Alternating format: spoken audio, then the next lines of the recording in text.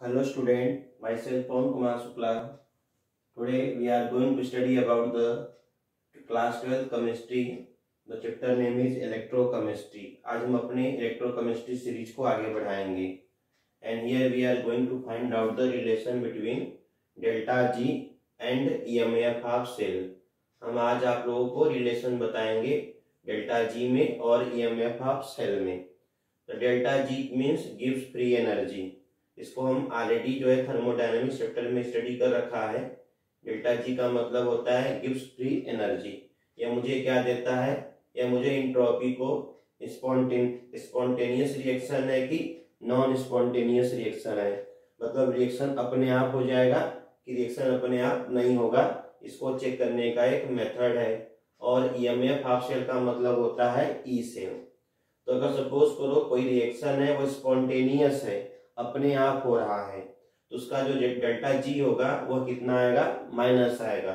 और जिसका delta G minus आएगा उसका जो ई सेल आएगा वो प्लस आ जाएगा. यानी आपको स्पॉन्टेनियस रिएक्शन चेक करना है तो आप क्या करेंगे? आपके पास दो मेथड है, या तो आप डेल्टा जी को चेक कर लो या तो आप उसका ई सेल चेक कर लो. अगर ई सेल पॉजिटिव आ गया तो स्पॉन्टेनियस, डेल्टा जी निगेटिव आ गया तो स्पॉन्टेनियस रिएक्शन है. अगर नॉट स्पॉन्टेनियस की मैं बात करूं तो उसके लिए हम देखेंगे कि डेल्टा जी क्या रहा है. इसका डेल्टा जी क्या आता है? पॉजिटिव, और जो ई सेल होता है वो क्या जाता है? निगेटिव. अगर सपोज करो इक्विलिब्रियम में है, न तो रिएक्शन आगे जा रही है न तो पीछे जा रही है, न रिएक्शन फॉरवर्ड हो रही है न तो बैकवर्ड हो रही है, तो उसका जो डेल्टा जी आएगा वो कितना आ जाएगा? 0 आ जाएगा. And here the experimental data. By the experimentally we found that the delta G is equal to minus NF E cell होता है. यहाँ पे जो N का मतलब होता है कितने नंबर ऑफ इलेक्ट्रॉन इन्वॉल्व है. जैसे सपोज करो एक इक्वेशन है, इस इक्वेशन में कितने नंबर ऑफ इलेक्ट्रॉन इन्वॉल्व है? तो 2 इलेक्ट्रॉन इन्वॉल्व है, तो N की वैल्यू कितनी हो जाएगी? 2 हो जाएगी. और F का मतलब होता है 1 मोल चार्ज, 1 मोल चार्ज. हमको पता है कि 1 मोल में 6.022 इंटू 10 के पावर 23 इलेक्ट्रॉन्स होते हैं, और एक इलेक्ट्रॉन पे चार्ज होता है 1.6 इंटू 10 के पावर -19. जब इनको मल्टीप्लाई करेंगे तो we get the value 96500 coulomb. इसी को हम 1 फैराडे बोलते हैं. एफ का मतलब 1 फैराडे हो गया, एन का मतलब कितने नंबर्स इन्वॉल्व हैं, और ई सेल क्वेश्चंस में दिया रहेगा. एग्जाम्पल के लिए सपोज करो ए से कितना बन गया? A+2 और 2 इलेक्ट्रॉन इसमें रिलीज हो रहे हैं. इसका जो ई सेल कितना दिया हुआ है? 2 वोल्ट दिया है. अब मुझे डेल्टा जी की वैल्यू निकालनी है, तो I have a formula NF E cell. तो एन की जगह देखा 2 इलेक्ट्रॉन इन्वॉल्व है, एफ की वैल्यू फिक्स है 96500, और ई सेल जो है ये दिया हुआ है क्वेश्चन में 2. तो अगर हम इनको मल्टीप्लाई कर दें तो वी गेट दिस वैल्यू. ये वैल्यू किस में आ रही है? माइनस में आ रही है. मतलब ये जो रिएक्शन है ये स्पॉन्टेनियस है, ये अपने आप हो रहा है. क्यों? क्योंकि इसका जो डेल्टा जी आया हुआ है वह निगेटिव आया हुआ है. Now property of delta ji. Delta G का मतलब गिव्स फ्री एनर्जी. इसी तरह प्रॉपर्टी की मैं बात करूं, सपोज करो एक इक्वेशन है ए से A+2 बना रहा है और 2 इलेक्ट्रॉन रिलीज कर रहा है. इसका डेल्टा जी दिया हुआ है +x. अगर मैं इक्वेशन को उल्टा कर दूं, रिवर्स कर दूं, A+2 से 2 इलेक्ट्रॉन लेके अगर A बनाएगा तो ये डेल्टा जी क्या हो जाएगा? इसका माइनस हो जाएगा. अगर कोई रिएक्शन फॉरवर्ड है, अगर मैं बैकवर्ड कराने लगूं तो उसका जो गिव्स फ्री एनर्जी होगी उसका डायरेक्शन, उसकी अमाउंट क्या हो जाएगी? चेंज हो जाएगी. दूसरा सपोज करो A से हमने A+2 बनाया और 2 इलेक्ट्रॉन रिलीज किया. इसका डेल्टा जी जो है +x दिया है. अगर किसी नंबर से इसमें हमने मल्टीप्लाई कर दिया, तो अगर मैंने इसमें नंबर से मल्टीप्लाई किया तो जो डेल्टा जी होगा उसमें भी उस नंबर से मल्टीप्लाई हो जाएगा. इस प्रॉपर्टी को हम बोलते हैं एक्सटेंसिव प्रॉपर्टीज. कि कोई अगर दिया हुआ है इक्वेशन, उसका डेल्टा जी दिया हुआ है, अगर किसी नंबर से हम मल्टीप्लाई कर देंगे तो डेल्टा जी में भी उस नंबर से मल्टीप्लाई हो जाएगा. अगर कोई रिएक्शन है वह 2 स्टेप में हो रही है, दोनों का डेल्टा जी हमको पता है, अगर उस इक्वेशन को हम सिंगल स्टेप में चेंज करें तो उसका जो डेल्टा जी हो जाएगा उन दोनों का क्या हो जाएगा, सम हो जाएगा विथ साइन। अगर ये माइनस में दिया होता तो हम यहाँ पे माइनस लिख देते हैं। तो these are the property of delta G. अगर मैं प्रॉपर्टी ऑफ ई सेल की बात करूं, इसमें भी अगर कोई इक्वेशन है जो फॉरवर्ड डायरेक्शन में है, उसका ई सेल हमको पता है। तो अगर मैं उसका डायरेक्शन को बैकवर्ड कर दूं तो जो उसका ई सेल होगा वो क्या हो जाएगा, माइनस हो जाएगा। यानी ये प्रॉपर्टी दोनों में क्या है, सेम है। दूसरा, अगर कोई इक्वेशन है उसका हमको ई सेल दिया है और हमने किसी नंबर से मल्टीप्लाई कर दिया, तो ई सेल में उस नंबर से मल्टीप्लाई नहीं होगा। इस प्रॉपर्टी को हम क्या बोलते हैं, एक्सटेंसिव प्रॉपर्टी। ठीक है, ये क्या है, दोनों में अलग अलग है। इसमें क्या हो गया, मल्टीप्लाई हो गया और इसमें मल्टीप्लाई नहीं होगा। तीसरी रूल क्या है, अगर सपोज करो कोई इक्वेशन जो है मल्टीपल स्टेप में दी हुई है और उसको हमने सिंगल स्टेप में कन्वर्ट कर दिया, तो जो ई सेल होगा वह x1 प्लस x2 के बराबर नहीं होगा।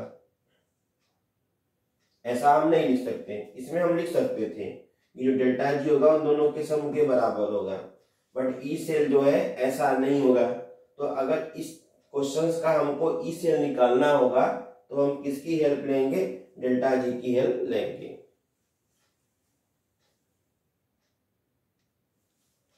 Suppose one question is given, A से A+1 इलेक्ट्रॉन रिलीज, इसका E1 दिया है 2 वोल्ट। A+1 से A+3+2 इलेक्ट्रॉन का रिलीज, इसका दिया है 3 वोल्ट। अगर मुझे इस इक्वेशन को हमने सिंगल स्टेप में लिख दिया, अगर इनको हम ऐड करें तो क्या होगा कि देख these are cancel, so becomes A से A+3 एंड 3 इलेक्ट्रॉन रिलीज। अगर मुझे इसका ई सेल निकालना है तो हमें पता है कि इन दोनों को ऐड करने से यह आया है, तो हम इन दोनों को सीधा सीधा ऐड नहीं कर सकते क्योंकि यह इसकी प्रॉपर्टी नहीं है। तो हम ऐसे क्वेश्चंस को कैसे सॉल्व करेंगे, तो मैं इनका ई सेल तो ऐड नहीं कर पाऊंगा, हाँ, लेकिन इनका डेल्टा जी जो है यह ऐड हो जाएगा। जो गिब्स फ्री एनर्जी होती है यह सीधे सीधे ऐड हो जाएगी। तो ये जो है रॉन्ग अप्रोच है, मैं ऐसा नहीं कर सकता।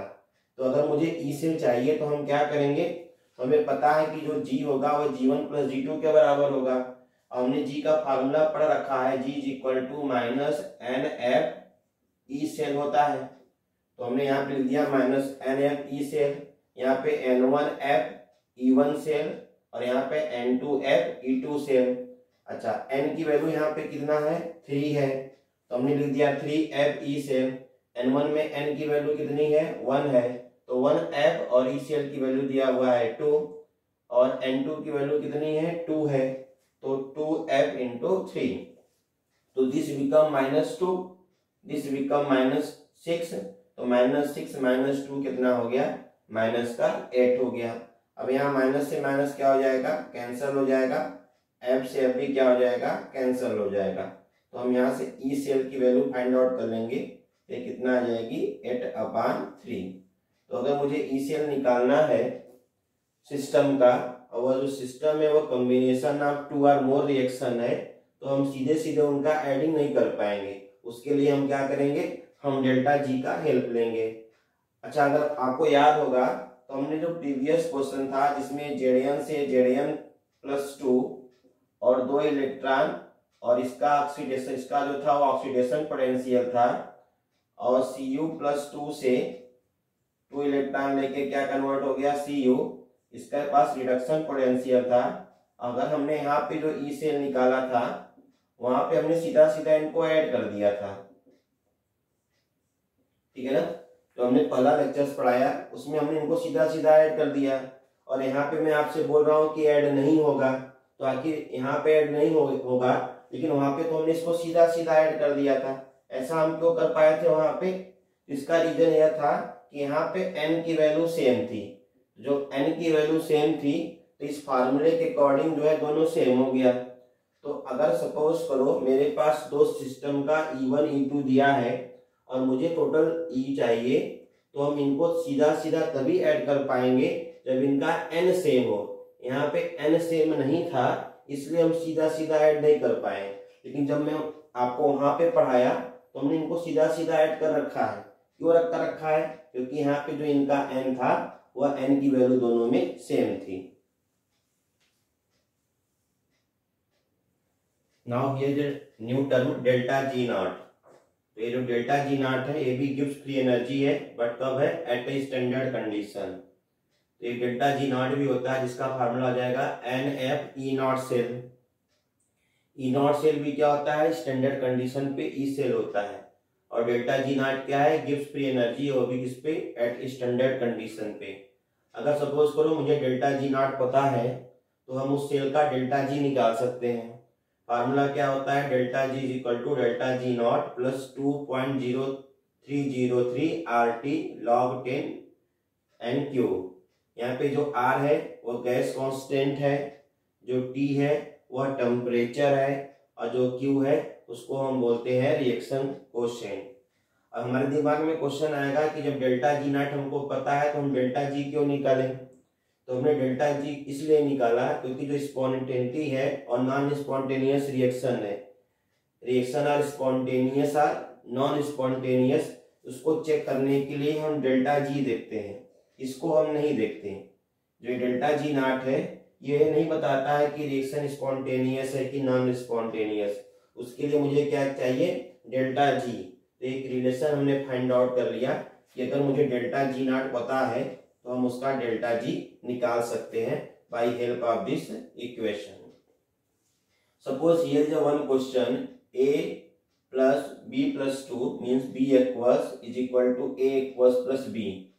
तो यहाँ पे जो है a से a plus 2, यानी अगर देखा गया तो a से a plus 2 मतलब ऑक्सीडेशन, यानी यहाँ पे क्या दिया है? ऑक्सीडेशन पोटेंशियल दिया हुआ है।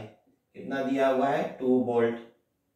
और यहाँ पे रिएक्शन कैसा हो रहा है? रिएक्शन में रिडक्शन हो रहा है, b plus 2 से b बन रहा है, लेकिन इंफॉर्मेशन किसका दिया है? ऑक्सीडेशन पोटेंशियल का ही दिया है। ये कितना दे दिया है? 3 वोल्ट। मुझे इस सिस्टम में इसका रिडक्शन हो रहा है तो मुझे रिडक्शन पोटेंशियल चाहिए। तो हमको पता है कि जो ऑक्सीडेशन पोटेंशियल होता है वो माइनस किसके होता है? रिडक्शन पोटेंशियल के। तो 3 is equal to minus RP। तो जो RP की वैल्यू आ गई वो आ गई -3 वोल्ट।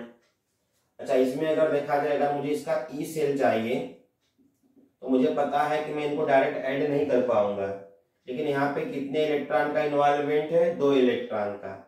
यहाँ पर भी कितने इलेक्ट्रॉन का इन्वॉल्वमेंट है? 2 इलेक्ट्रॉन का। तो इलेक्ट्रॉन सेम है तो हम इनको सीधा सीधा ऐड कर सकते हैं। फार्मूला क्या होता है? Oxidation potential plus reduction potential. यहाँ पे जो ऑक्सीडेशन पोटेंशियल वो कितना है? 2, और रिडक्शन पोटेंशियल कितना है? -3।